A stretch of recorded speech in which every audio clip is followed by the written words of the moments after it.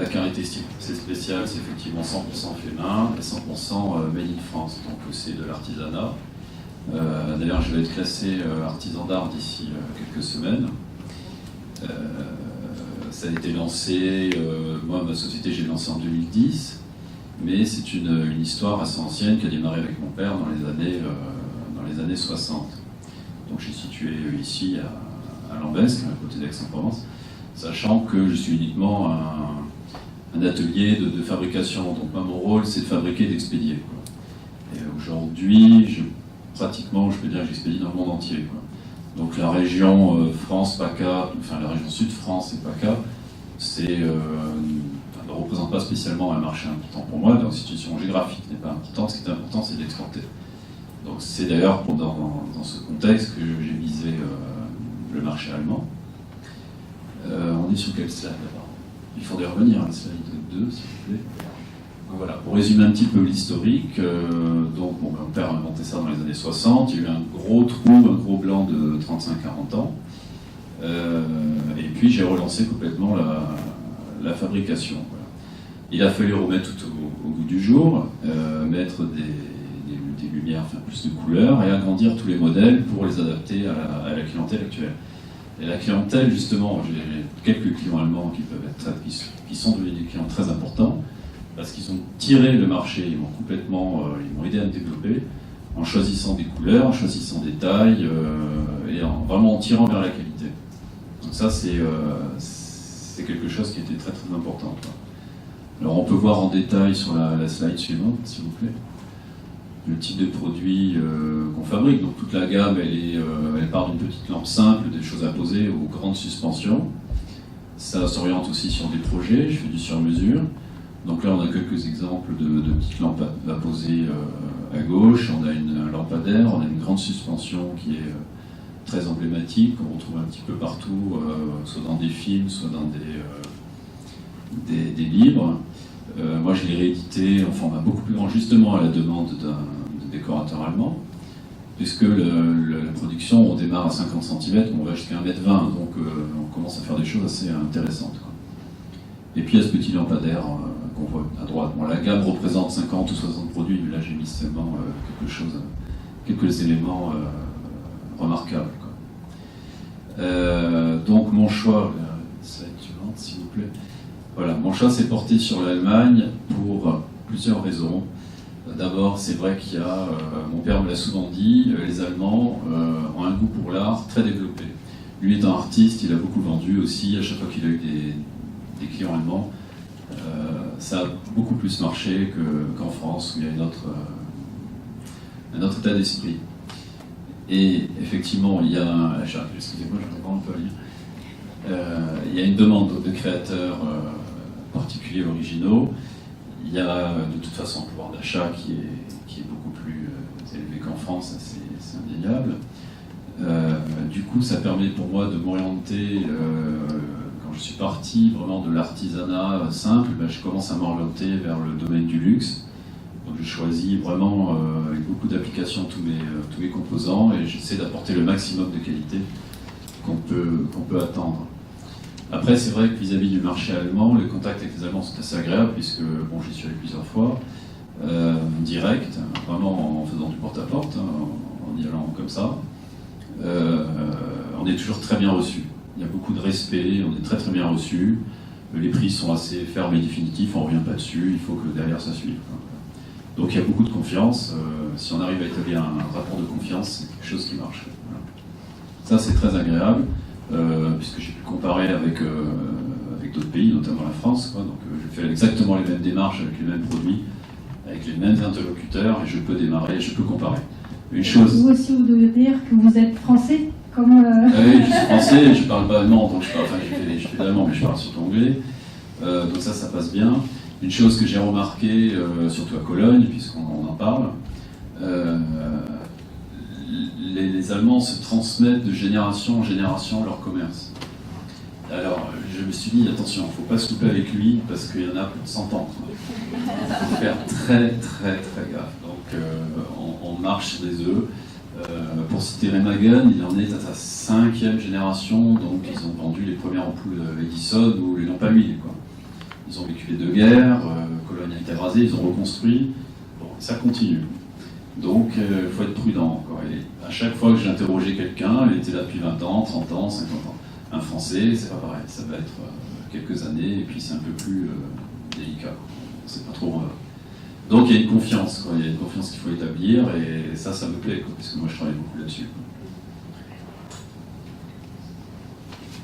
Ensuite, au niveau du marché, comment il se découpe.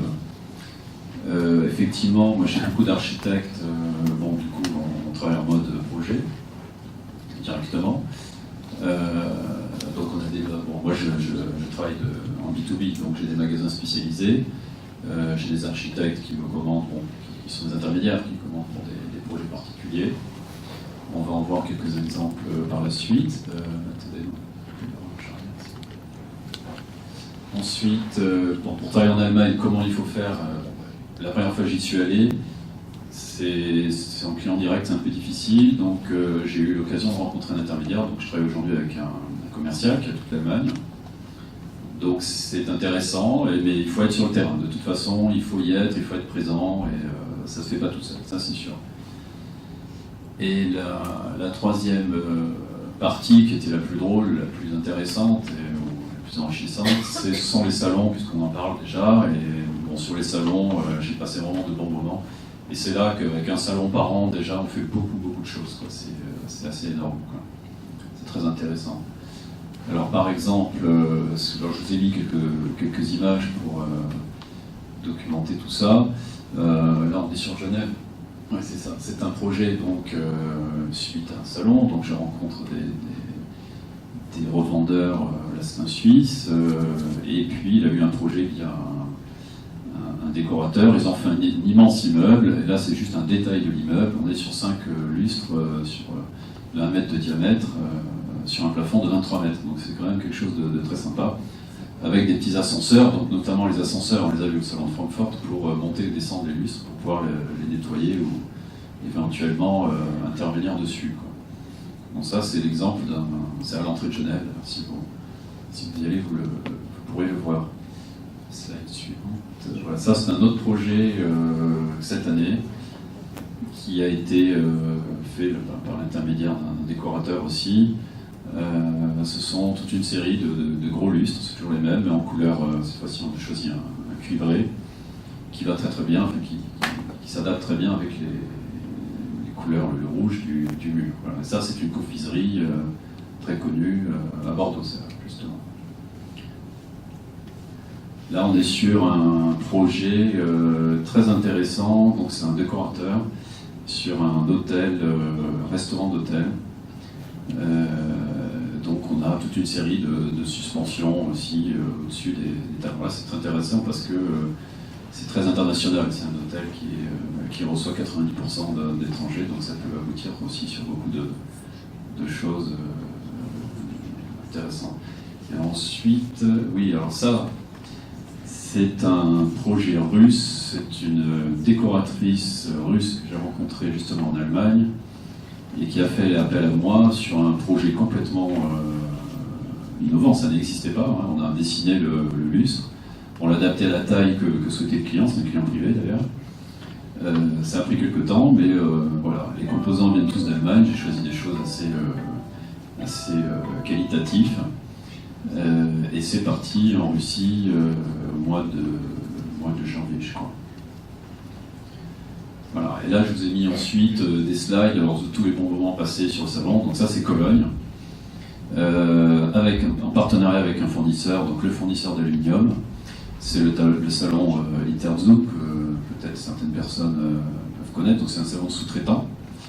Donc ce sont tous les sous-traitants du meuble, donc ceux qui vont apporter tout ce qui est mécanique, tout ce qui est quincaillerie, je veux dire tout ce qui est plaques, ils apportent de l'aluminium, et donc je présente là, mes lustres à ce moment-là. Alors ce moment était très important parce que c'est là que j'ai rencontré beaucoup de monde, notamment des clients, et c'était un bon moment.